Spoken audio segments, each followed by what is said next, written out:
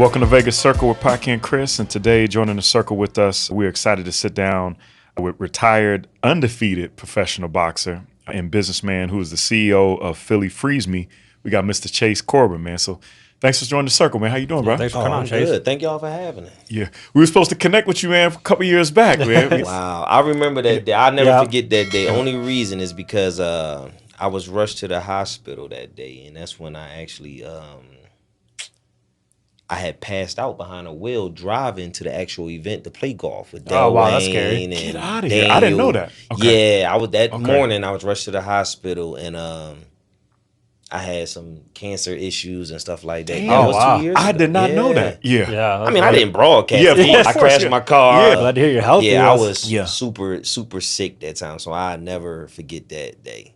Man, life is important, man, to be able to do that. And then you're actually from West Philadelphia. So you're West Philadelphia native. You basically boxed and trained with some of the top trainers out there. I know you were with Jeff Mayweather for a while, right? Jeff Mayweather. I mean, before that, Bozy Ennis, Jeff Chandler in Philly. That's like legendary old school boxers, in the city. Trained with Demetrius Hopkins. That's Bernard Hopkins' nephew. Yeah.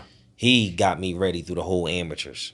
The whole amateurs, he got me through. So, wow. Yeah.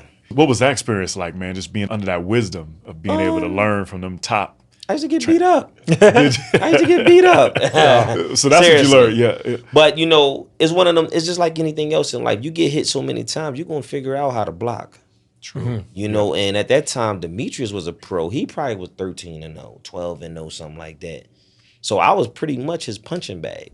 Got you. And then after a while, I started getting my legs under me and doing my own thing. So yeah, you were undefeated, right? So you actually retired, no losses. No, boxing is not what it's all cracked up to be. That's what I wanted to real. Boxing not what it's cracked. I would never let my kids box. Okay. Never, especially in this day and age. I mean, you got to think. You get 10% to your trainer, 3% to your cut man. We could take that to 2%. Cut man take 2%. Your manager would get 33 in the third. Where we at? 43 in the third? Damn. And you doing all the work and getting beat And up. I never mentioned taxes. Yeah. And That's 70% of your money gone. So you're fighting for 27% of your money. That's what you're fighting for. That's a lot of work, too. It's You got to put in a lot of work, a lot of time. Body and everything like that. And being a businessman, it didn't work out for me in that aspect at all. Like I said, I would never recommend that to anybody. Yeah. That's kind of why it's kind of going away almost. It's a poor man's sport. Yeah. What education do you need to get in the ring? You don't. They pick up cab drivers. Yeah. That's why sometimes, and I hate to say this, even in Mexico, you'll see people with 80, 100 fights. Already? At 18. Because they could turn pro over there, I want to say at 15, 16 years old. So they fighting just for money. It's a poor man's sport. Yeah. Yeah. Do you think that's why the UFC, you got the Jake Pauls of the world really putting some gas on the marketability? Because you can't make the money, unless you're the big Conor McGregors and all that. Even when I was competing back then, people were petrified to lose. Like you got a loss, it was over. Your career was pretty much done. For sure. Yeah. Now you can lose. Look how many times Conor McGregor lost. Yeah. Or I'm going to tell you somebody else. What was the guy? Was it Brandon Rios that was losing a lot? I don't know if y'all remember him. He was losing at some point. Yeah. And he was still able to get Pacquiao. Yeah. He lost, 4 or 5 fights? But he got a whole country behind him, just like Conor McGregor had a whole country behind him. You see, they got that fan base. So boxing is different now. A lot different. So it makes sense because, it's not really, the average person doesn't know about technicality of boxing. They don't know how the sports side of it. They know about, I want to see these two people fight. Right. And to want to see two people fight, you have to understand their character and be drawn into either them getting beat up or them winning. That's all you really, at the basic, that's kind of what it is. I probably would never get into the boxing game unless I had a marketable fighter. Makes sense. On either aspect, whether it's the Adrian Broner marketing or the Oscar De La Hoya good guy marketing, so on either aspects, I mean, you gotta do a lot of butt kissing in the sport, and I'm just glad to say I don't have to. You know what I'm saying? I don't have to. It's a different game. I mean, just like you said, Oscar De La Hoya, I just saw he challenged Mayweather to like $100 million fight right now to get the publicity. So it's like you get the marketing dollars, but Now I just see it's mainly driving traffic. It's like, how do you drive traffic? How do you be able to do that? But it's nice with you. You learned a lot from that, and you were able to build your new business that we were going to talk about today. But what do you think boxing helped you to build your business now? The discipline more than anything. Okay. More than anything, I'm gonna say discipline. I was reading a little something on, I don't know, CNN, MSNBC, one of those, when they were saying, like, a lot of small businesses make less than $100,000 a year. Yeah. And it comes from mismanagement of funds. True. Not having the right people around, doing too much, and a lot of that went back to boxing. Gotcha. Not having the right trainers, eating too much, can't make weight. Boxing is not a sport if you compete it. It's a lifestyle. Because your whole life is altered. You can't drink, you can't smoke, you can't even drink a Red Bull or Tylenol because you'll fail an anti-doping agency test before the fight. They kind of consider that as an enhancement. Oh wow! Yeah. You're a Tylenol. That's crazy. A Tylenol, a Red Bull, and you getting your head knocked off. Yeah, right. I can't take a Tylenol before the fight, Christ. or even before the fight. Wow, I never knew that. Yeah. Yeah. So going through that alone is like the discipline part that I kind of was able to really take over into business. On top of me having a old Jewish white guy as a manager that was like, listen, you will not spend your money like that. So I probably didn't make my money from boxing, but I made my money from him. Makes sense. Smart. Yeah. You see what I'm saying? You took that Shaq analogy, but Yeah. I was listening to Shaq talking about that, on how he was able to really learn that. What I mean? Be very frugal and put money away and do the whole nine, man. Is because he blew his first career check and then was able to twist it, and put it around. Where did you come up with this idea for Philly Freeze Me? All right, so I'm born and raised in Philly. In Philly, Italian ice, water ice is what we call it. It's very popular, very common. You can find it probably on every corner within the whole city. Yeah. You know what I'm saying? The whole state probably, I never liked anyone else's, ever. Yeah. I never liked anyone. Just because they compare with home. It's chunks in it. It's too watery. No flavor. Not enough sugar. It was always something I'm complaining about. It's too hard. It was always something. So, it's one of them things where if you don't like it, you got to change it. And that's what I did. It wasn't that, I created Italian ice. No, I created my recipe. Is what makes my product different. Got it. And was this kind of your first foray into entrepreneurship, or did you try to do some businesses prior? Oh, I did everything. Yeah. First, I was doing real estate in Philly for a little bit. Okay. I come from the hard knocks of Philly. Like it's public record. The best lessons was learned on the streets. Yeah. That was my first registered semester. Yeah. It was on the Semester, yeah. on the streets. Like because you're not taught this as a kid. My dad wasn't telling me about business. My mom wasn't telling me about. They still don't know business to this day, Yeah. But I learned there. Then I had, ironically, a strip club. Okay. And if you know me, anybody that knows me know I love strip clubs. Yeah. That's where I get my best ideas at. I wake up in the middle of the night. Strip club, I go. And you in Vegas, so it's it Perfect gets you city. in Where else could I live besides Houston? Yeah. Or Atlanta. or Atlanta. Yeah. Yeah. So, but I had a strip club, hole in the wall, 54th Street Lounge for all of those who watch it from West Philly. So it's right in the middle of the hood. Learned a lot there. I learned how I was mismanaging money. That's the biggest key. Yeah. I was horrible because it was coming in fast. I was spending it fast. I make some money. Oh, I'm going to get me a new Benz, or I'm going to get me a new Lexus or a new house, whatever the case may be. And that's what I did. Horrible decision making. After that, I had property. I had a few houses. I probably had about 8 houses in Philly at the time. And this was around this time I was actually moving to Arizona first because I was trying to get to Vegas. So I went to Arizona. I had a sister out there. I went there and hung out there for a little bit. I came to Vegas. When I came to Vegas, I sold all the properties there. And I pretty much was boxing, fighting, met my manager. Then I started doing Airbnbs. So you got in there early. My guy, this was a few years. We talking 6, 7 years ago now. My guy was a real estate guy. So he used to have thousands of empty properties. And I was like, why don't we Rent them. Rent them out, furnish them, rent them out, and that's what we was doing. Then I started the cleaning service to, start cleaning the properties, and then it just went from there. Then after that, I moved on to Philly Freeze Me. Okay. I'm gonna just say it was Philly Freeze Me, and that's when I really understood branding. That's when I started knowing the difference in business, like when I started Philly Freeze Me, because I went through the worst when it came to that. I opened in the coldest winter ever. Coldest winter ever. I spent $20,000 on product. That's when we got the snow. When it was snowing. When it Snowing never in snowed. Vegas. Yeah. It snowed. Yeah, it was, I think that was the airport closed. Oh my God. I still got PTSD from that. Yeah, I can't even imagine. So I took my last and did it.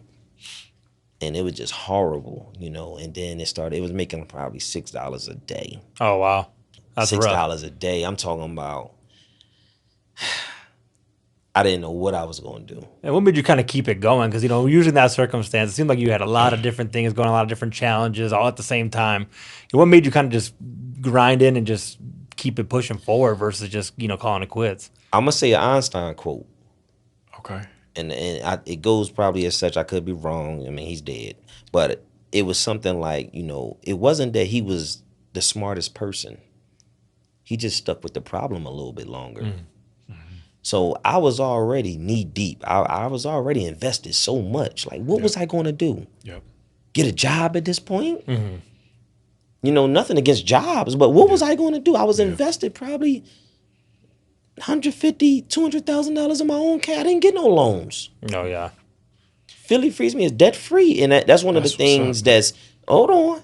It might seem like it's what's up, but that's one of the things that I wish I'd done differently. That's why I said I learned business the hard way. Yeah. And that's kind of, I think, they talk about a lot of new entrepreneurs failing. And I think that's a huge reason why is they don't know how to leverage the opportunities that they have through banks, through True. We were just talking about it before you walked in. We literally were just talking about that. Yeah. And that's everybody wants to invest their own capital, and it's great. But also, like you said, you become over leveraged and your whole life kind of you get lost at that point. It's good and bad. Yeah. It's good if it's successful. Now I can sit back and say, oh, Philly Freeze Me is debt free. Mm-hmm. You don't hear that a lot, though. It's debt free. When you hear debt free, you don't hear that a lot in business at all. I can't even say my everyday credit card is a debt because I have the money to pay it off in full. That's awesome. It's debt free. But had I been smarter and more educated in school, I would have known to keep your money, get the loans, use other people's money. But I'm smarter now. But now I'm gonna tell you the good part in that too. Now I can go to people and say, hey, this guy might be worth $20 million. Hey, I got something for you. Here's what I have. Match me, and we can build it even bigger. Yeah. Now I got that cushion now to do that. Now I'm valuable to them because I'm showing the wins. Yeah, you got the wins behind you. Exactly. Yeah. Exactly. You have 2 locations now, right? Yeah. Okay. So is it actually a franchise? Can somebody go? So say Chris and I want to buy a Philly Freeze. Is that something you sell, or is it? You will get sued. Smart. You will get sued if you try to open up a Philly Freeze Me. You plan on franchising it? I don't know. You don't? No. That's your baby. I won't. Yep. Not that it's my baby, but I've seen the value early, and I've talked to other franchisees. I think when you franchise, nothing against it. If you have a product that can be franchised, franchise it, get the money and go. But if you have something where I'm the only person, only 2 people know my recipes. I turned down $7 million for the recipe. I turned down $26 million for the recipe. I turned down $41 million for the recipe. You know your worth. And I'm gonna be honest, they come with 68, it's gone. It's gone. Like, they go 68, awesome. 68 million is out of here, Yeah. But the reason I didn't sell it is because number one, if somebody's willing to give you $7 million for it, if somebody willing to give you $7 million, they obviously see 5 times more than that. 1,000%. If somebody's willing to give you $41 million, they see 5 times more than that. Because you got to pull the money from somewhere, especially during these times. For sure. Yep. So I held on to it. I don't franchise. I definitely kept them all. Not only that, I feel like if I did, I would give that opportunity to my employees who work for me, who worked for the $10 an hour. Now I'm showing y'all what my parents didn't show me. Yep. You see what I'm saying? No, that's powerful. Not only that, you want to keep the integrity of the brand. That's When always the hard part. Franchising. you ever go somewhere and be like, oh, I'm never going there again. My chicken was cold. Yep. The biscuits was hard. Yeah. These owners don't even care. Exactly. Yeah. But you don't think about the owner. You're thinking about the actual brand. So that's Happens all why the I time. was You go to showing a drive you through, get a successful. bad experience. Like, I'm never going back there again. Yeah. You see what But I'm every saying? store is different. Exactly. But you don't think like that No. as consumers. You don't think like that. Not at all. Yeah. Especially, you said a very important point, especially in these times too, right? You These want to take times. care of people, you want to do them the right way, and that's beautiful that you're Right. looking at it as taking care of my employees, taking care of the team, Right. the home front, Right. What also is amazing is you guys got a wide range of flavors, man. So you do regular to adult beverages. I was seeing, like we were talking about the Ciroc pineapple and Right. all these different things you did. What made you want to do that and go that way? Vegas. Okay. Yeah. It's pretty simple. Makes sense. Everybody know it's a few things in Vegas that sells no matter Alcohol. what's going on. Alcohol. Alcohol, sex, Yeah. and drugs. I think it just fell into that market because people were bringing in their kids, and then it's like you start seeing not disappointment, but you want to see another reaction from Yeah. adults. You get what I'm saying? And I think the alcohol is what gave me that other reaction, So then we added CBD. That was just one time. We just added it to one time. That was it.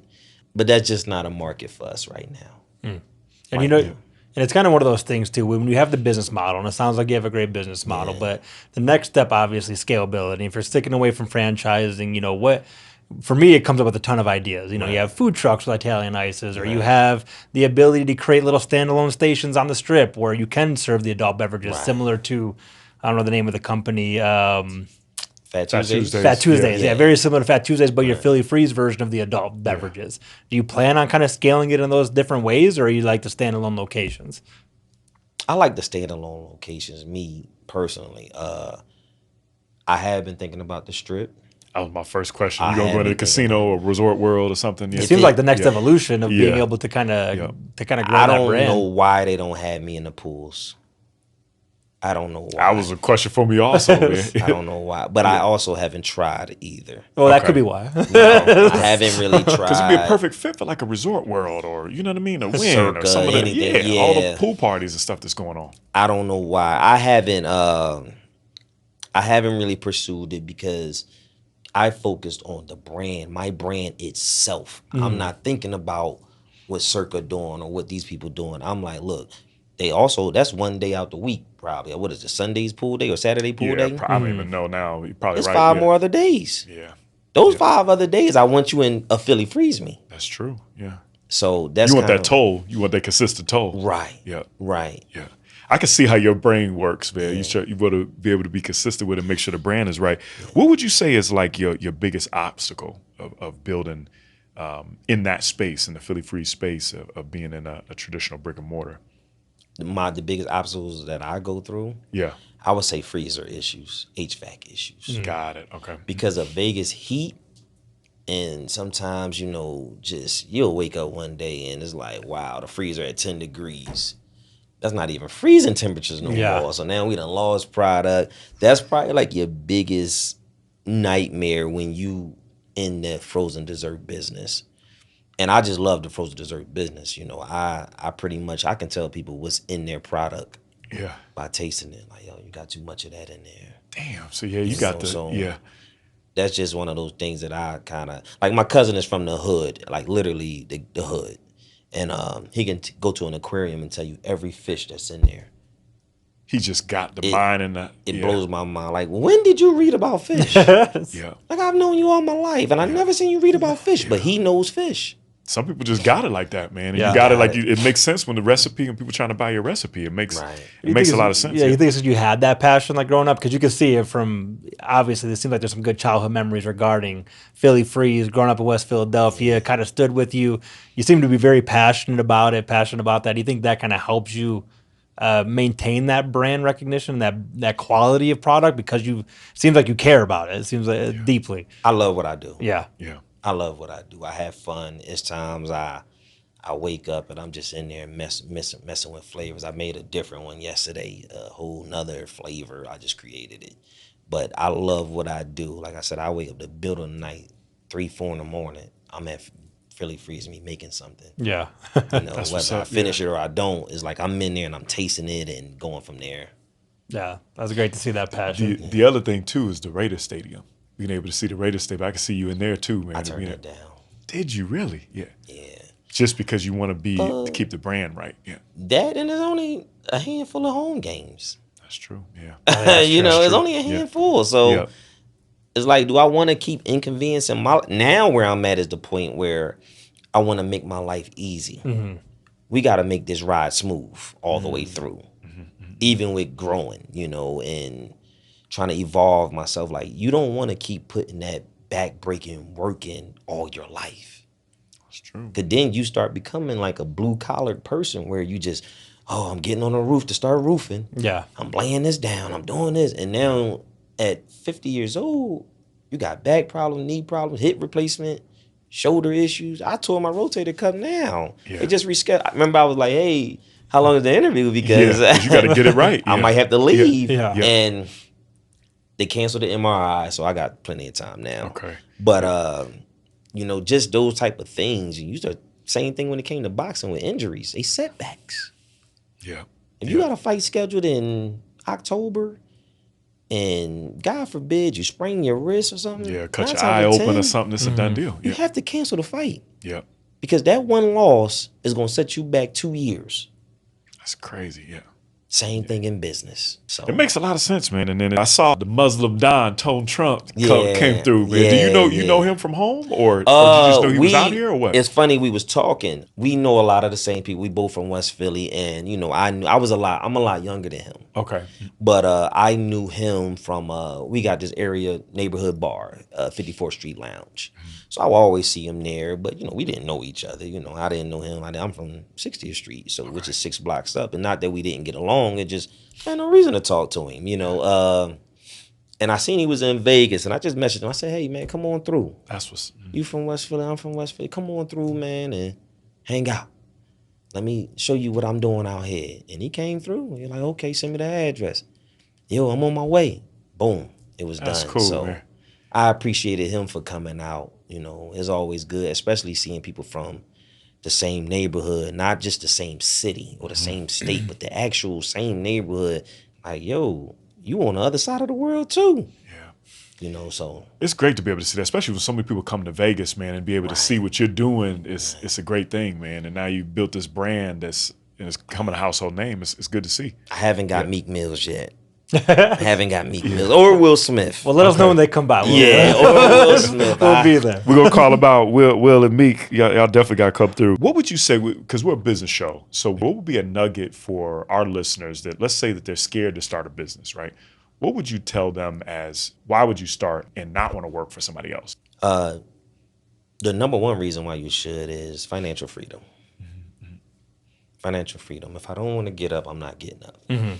You know, yesterday somebody had said something to me about, you know, oh, you were supposed to do this, that, and the third. And I was watching Monday Night Football. Yeah. I said I wasn't doing it. You know, I can't do it. You know, I'm watching Monday Night Football. Yeah. What do you want me to do? Yeah. You know? You focused. Yeah. I wanted to do what I wanted to do. You know, so that's number one. And if you are feared, first off, you got to get fear out of your mind.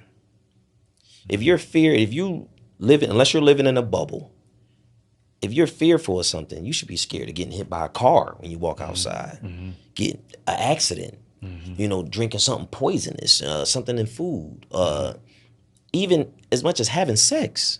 It's true. Yeah. There's I would be STDs more and everything. I would be more scared of AIDS Yeah. than losing money. Yeah. The government will bail you out with money. That's So true. I kind of look at life differently when it comes to fear. You think it kind of goes back to it's Yeah, almost like boxing, twofold. yeah. One, you don't have that safety net to be able to jump Yep. into a normal, I guess, 9-to-5 job because you're used to setting your own rules, doing your own thing, and then also you're used to putting yourself in positions that could be terrible for you and hoping for the best. Yeah. And they're kind of like twofold that you learn those experiences from boxing. It And seems like. that's how business is. All it is Exactly, calculated yeah. risk. Interesting. Same thing with boxing. Yeah. If he throw this punch, am I faster than him to dip it? Am I faster than him to block it? Is he strong enough? Is he not strong enough where I could take the punch and give him 2 of mine? It's all calculated risk. You think confidence goes a lot into that? Because I think Oh, yeah. boxing is one of those things. You put yourself in a ring. You don't really know what the expectation is, but you assume you're better than the next, right? And that's why you get into the ring.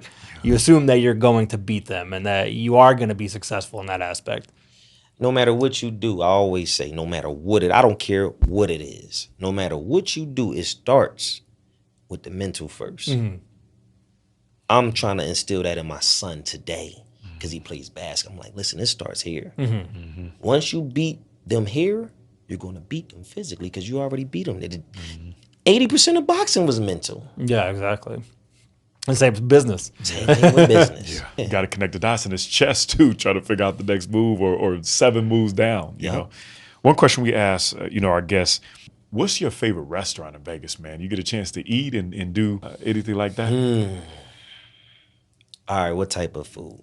Give us something that you think We don't get a lot of would know. Hispanic restaurants. So Y'all yeah, don't? we do. I don't think we have anybody mention. I think we had Fireflies. I think somebody brought up Fireflies. No, it's not tapas. Right. Spanish though. I don't know if we'll include that as Spanish. It's Spanish. Yeah. You know what? It is a Spanish food truck. I can't think of the name, but it's bright yellow. They actually it's a Puerto Rican truck. They're actually pretty good. I can't remember the name of it. I just finally found them probably 2 months ago. Okay. But we got to find out who that is because I like Puerto Rican food. Yeah. I'm going to send it to you. But their food is pretty good. Okay. Late night, Herbs and Rye. Oh yeah, Herbs Rye's good. I like Herbs Rye's bomb. Yeah. Another place I go to, DW Bistro. Oh, Good yeah, spot. that's a They got good spot. breakfast too, I man. like Got real good breakfast. Yeah. You know what I love that's like a hidden gem? And it's kind of dirty in there. Hamburger Hut. Hamburger, where's that at? That's like far north on Cheyenne off of the 15. Before you get to CSN. It's on the left On the left hand, I know exactly where it is on the west side. I've never been there before. Yeah. Bring your gun. Yeah. But the food is good. You get wings and fries, chicken tenders, pretty So good. the 3 spots. Yeah. Okay. Those 3. Hold on, I'm not gonna leave Get a you rattle out. off. Gems. Yeah. I'm trying to think. It's one more that I go. You know what I've been eating at lately? California Fish and Grill. That's California my spot. Fishing Grill? I'm actually Yeah. there at least Where's probably that once at? a week. Yeah. Literally once a Yeah. week. They got one on Rainbow and they got another one on Charleston. They just opened up right by. Yeah. Oh, That's check actually that my out. spot. They Right. got really good food. And Yeah. for the price. Very good food. Yeah, for the price. The price, sometimes I'm wondering if I'm eating fish. Don't say that because that was my first question. I kept thinking, but you right Because though, of the man. price. That's Like, good. it's really good. Not only that, it's healthy. It's very healthy. Yeah. I'll have to check that out. Yeah, it's funny you said that. And they got big meals too, but you can get it for the next day. Yeah. When I do my food prep. So that's great. What else do you focus on? What else you want to accomplish for the rest of this year and then going in next year? My biggest thing now is completing this warehouse. I need a warehouse. I need more space. I outgrew my spaces. That's pretty much my biggest thing. The warehouse and getting it like to the point where it's like a fully functioning warehouse where we loading cups, we getting product out, we got the freezers, we got the machines all on one spot. So that's probably my biggest thing, which has been a headache. Space, yeah. Space and the right amount of space, because if I'm having issues with not enough space, I don't want to move into a warehouse where I don't have enough space. So I want to make sure. Then you don't want too much space. Yeah. So the 12,000 square foot, that's out. Yeah. But the 4,000 to 5,000 is more doable. Okay. So that's probably That's good, the man. next thing I want to accomplish. Yeah. It's good, man, to be able to see what you're doing, man, in such a short period. You know what I mean? It seems like it's such a short period, but it's not. You know what? It is. Yeah. Because when did you actually, from the time you started up until now, 2021, when did you actually launch? I forgot. 3 years ago. Oh wow, That's crazy. I didn't realize That's it. crazy. Yeah. I'm gonna be honest. I didn't realize I was arguing with my general manager. I'm talking about I'm probably acting like Dame Dash in 2000s. I'm going off crazy. Y'all ain't doing nothing. I'm said sick of this. I'm going crazy, berserk. That's And funny. I had calmed down. She sat down one day and she was like, "Think about what you did. Think about it. yeah. First year, one store, cold as ever. You found a way to make a way. Second year, COVID hit. You made a way. Opened up another store during COVID. You had trailers. You bought a pop-up trailer. You started another company, in the third year. I didn't realize I did that. Yeah, when somebody puts it in perspective, it makes a definitely You got impact. the marathon. You're doing the straight Nipsey marathon. It's just that's what you're doing. That's I great. don't think about it. Yeah. I honestly don't think about it. They call it the speed of chase. They say anybody that move at the speed of chase, he gonna love them. Because when I think of it, I want it done. Got it. Because that's the only part that I'm good at. If you ever been to the store, you hardly see me there. Yeah. But I come up with the ideas. I come up with the concept. Okay, I want it to look like this. I want it to be like that. And then I let everyone else do their job. You know, and it just goes from there. They say visionaries need builders. So you're a visionary, Right. you got the builders. Right. And that's important. It's one of the things I hear saying too. Like if you stay in your lane, nobody will crash. I know what I'm good at. Nicole, she's the GM. She's good at taking my thoughts and putting them on paper and making them come to life. Execution. Yeah. You know, is one person in the store, you know, they're good at following all the rules to a T. I don't even know the rules. They tell me like you can't put the scooper there. Oh, okay. I thought I bought the sink, but the help part would be on you though. Right. Shut you down in a heartbeat. Yeah. But it's their job to educate me in that sense. Just like I can educate them when it comes to the actual product. Yo, it's not supposed to look like that. That means you're using too much of that. Yo, you're not supposed. If you scoop it like this, the scoop will look a lot more puffier than smashed down. You know, the presentation is everything. Like I'm good at that. Yeah. And so while I'm schooling them, they're schooling me. So you it's need always those blind spots, man. You're paying for people to find them blind spots for you Exactly. and be successful. What you guys are doing. Do you think you'll open up more Philly Freeze? That's the goal. Yeah. Oh yeah. I mean, I probably. Other states, or would you stay in Vegas? Okay. I'm actually. LA was there. Arizona, we right here. Okay. LeBert Park, we trying to get out there, but then they put the mandate where you gotta have a COVID card or. So it's like, damn, you know, do you want to do that out there, or am I going to just overlook it? Like, hey, it's there. It's gonna change a lot. Or should I just make it curbside? I might just make it curbside. You don't need the card. Pick it up. Yeah. You don't need the card. Yeah. Like a Dutch Brothers type. It's creative. You know, that's what I'm thinking. But no matter where I go, I gotta have freezer space. Yeah, so.